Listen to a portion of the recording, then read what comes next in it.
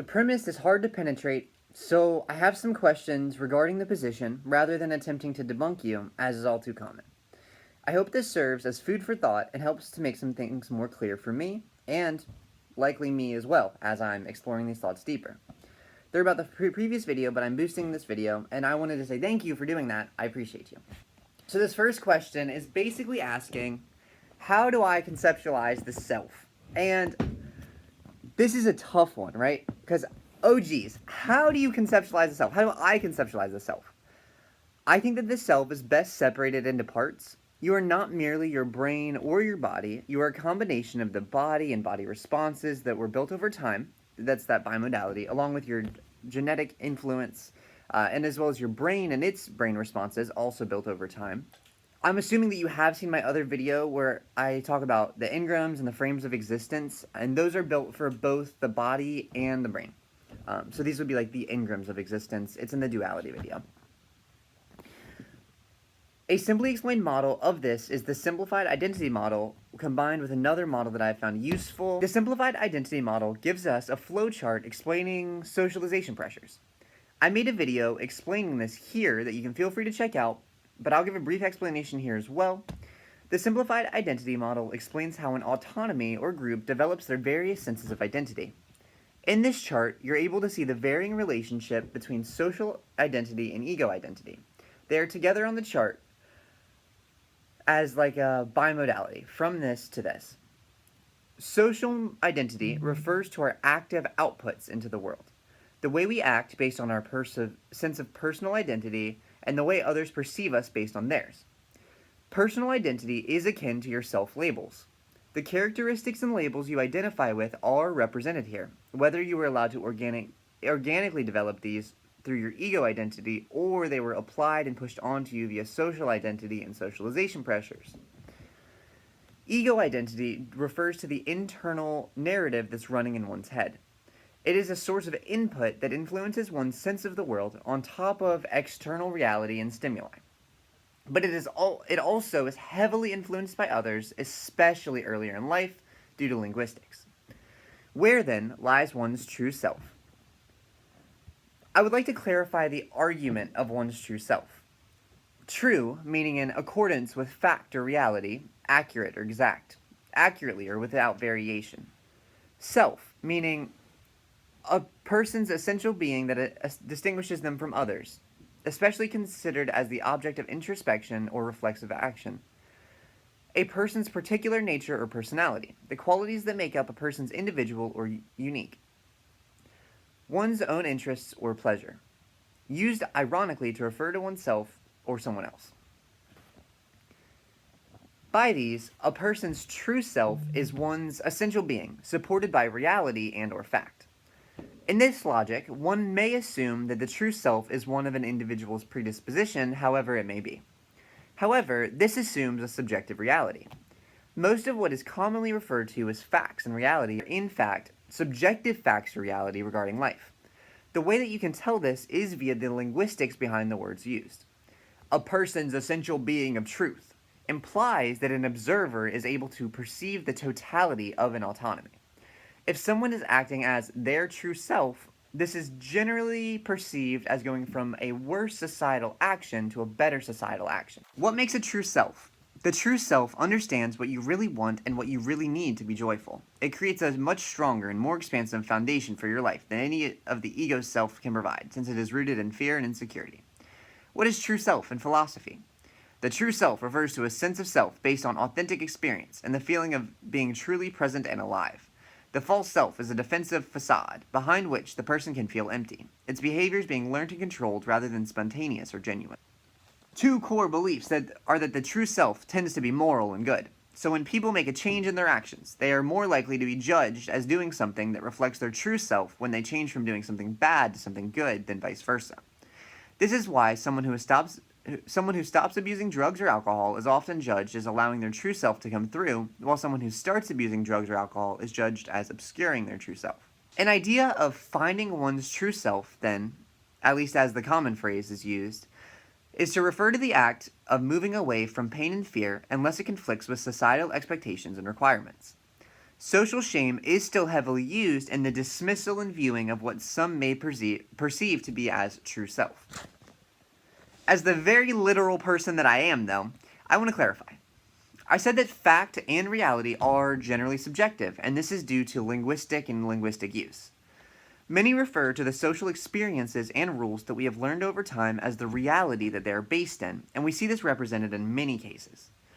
Arguments that people approach me with regarding fact and reality are often full of subjectivities, such as the facts of immutable sex or the reality of life for men.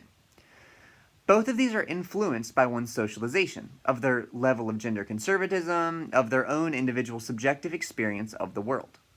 This is seemingly inevitable due to the nature of language and semantics, and the great capacity for humans to overestimate our own subjective reality as objective reality. For example, many may reinforce this social identity of man or woman in various ways. You may socially shame those you deem as men for not being manly enough, or critiquing women for not fulfilling their womanly duties, and genuinely believe these things as an internal framework that you have of viewing the world.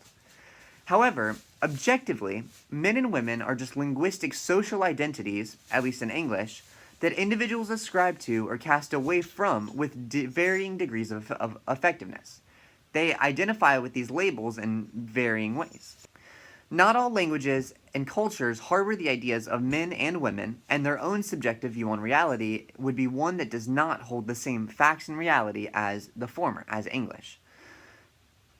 In this way, I would like to separate away from objective reality and subjective reality. Due to the nature of humanity, language, and semantics, most realities that are referred to are subjective. What would be an objective reality? Even my attempts at explaining this will have some degree of subjectivity and bias, although I will do my best to explain. If you look at this image, you see the object on the left. Any attempts to put language or meaning on top of the objective reality of this autonomy introduces subjectivity. One potential exception being the word autonomy or other similar words. But remember that all language is coded in a degree or two of subjectivity. The object on the left is an autonomy that takes in nutrients from the soil and air and processes them into its own growth in various ways, such as root growth, body, branch growth, chemical processes such as respiration, photosynthesis, etc. The individuals on the right all have different ideas about what that specific autonomy's purpose may be. For some, it represents a tree that grows big and strong and is used for visual pleasure. Another sees it as a potential food source, providing apples later in its life as it develops. And the last sees it as the source of capital that will produce for them at a later point in time, whether that be through wood or money. Each of these individuals holds within themselves a version of fact and reality that is held within their own perception of reality. It's their brain, and their own perception of reality is subjectivity due to being located within their own perception of reality. Perhaps the only objective statement able to be made about this picture is that there are 4 autonomies within the picture. Perhaps some utilitarian claims regarding the objective function and parts of some of these autonomies may be able to be classified as objective, but due to the language of nature, I'm unsure. In this way, I prefer to look at this binary decision of objectivity versus subjectivity as a bimodality. Things may be closer to objectivity or more coded in subjectivity, yet they are often not entirely subjective or entirely objective. Even subjective claims regarding the function and usability of the tree above, visual pleasure, apples, money, are rooted in some degree of objectivity. The autonomy of the tree does exist. That tree does exist. And then they apply their own subjective reality and thoughts and frameworks on top of that tree. What is this tree supposed to represent based on your understanding of the world? This is the same thing that happens with many humans as well. Humans will apply subjective labels to other subjective humans and then make great claims of objectivity, which seems very silly to me. In the manner of keeping with the example of the simplified identity model and the context given regarding linguistics, it's best explained as this. The societal and familial expectations that are given to you are ones held in deep subjectivity, generally. You are held to expectations that they have been taught and go on to teach others, such as those based on physical characteristics like skin, genitals, height, appearance, etc. In turn, you internalize this subjectivity. You internalize the expectations given, and you do your best to conform to them if you're required, or to grow with, around, between them, if allowed to discover your own identity through exploration. Due to general subjective human nature, however, humans often deny reality that does not conform with theirs. Even two human adults may experience tension and fights over reality, as some humans may struggle to be able to accept that others don't have the same reality as them, due to the subjectivity that we mentioned earlier. This means that if you, as a child, attempt to present a reality, your reality, that your socialization autonomies dislike, aka your parents, your teachers, your peers, the media, they may deny your own reality and force you to pander to their version of reality. In this way, many expectations and requirements and rules are passed down to the children, but not without consequences. Many of these ideological and factual and reality overrides do cause dissonance within this budding autonomy who has just had their sense of reality overwiped. Although they do generally learn to acclimate with these expectations with enough time and force and reinforcement. Doesn't mean that they have accepted them as necessary. It just means that they have internalized them. No, it doesn't mean that they have accepted them as their own identity, as their own sense of self for all of their whole time, like the 4D object of them from the beginning to the end. They have not necessarily accepted that completely, but they have acclimated to the expectation due to the social pressures that are constantly pushing on them through childhood, and even through adulthood for a large part. Now, an example of this would be chastising a child who was born with a penis for acting in effeminate ways. The author of the simplified identity model gives an example of their own son and the negative social pressures that their son received as a child when wearing a mermaid costume, and that the son went on to abandon that sense of freedom or femininity, and they leaned heavily into masculine approved interest in the future, such as sports ball. The same thing happens in all regards. The socialization of a child is giving them tools and semantics to understand the world, and there is potential that the semantics given by their socializing autonomies and cultures prevent them from being able to accurately describe themselves, whether this be to a disallowance of some ideas, aka a boy can't wear girl clothes, or the rejection of reality that I mentioned earlier. This is extremely traumatizing, or simply due to a lack of knowledge. As I mentioned in the duality video, one is able to know or judge something or their relationship to that something if they've never been given a conception or semantic or never been exposed to that idea of something. You cannot know your own relationship to gender transition if you're never given the tools and language around gender transition. In this way, a lot of expectations and social rules are enforced via ignorance and lack of knowledge. Or not lack of knowledge, but lack of allowance of new knowledge or new ideas. Maintaining a monopoly on ideas is the way that you are able to maintain the monopoly on reality. This is another flowchart that I'm going to I don't have a script, so I'm just going to run through it. If this is a business flowchart, this is meant for businesses to understand how to create a product from beginning to end. But I would like to apply it in the form of developing an identity. So background research, stakeholder interview. Who are the important people in your life? Who are your role models? Who are the socializing factors in you? A stakeholder for many children would be their parents, their teachers, their peers. Competitor analysis. They look at their peers. They look at the people around them. They look at their role models. Literature review. They take the things that these people, these role models, these expectations have said to them, have influenced them with in the past. Things that they've seen in the media. And with all of these things as background research, as their existing corpus, to go back to the duality video, I started the language model with a new brain. But let's imagine that brain is full. That is the background research.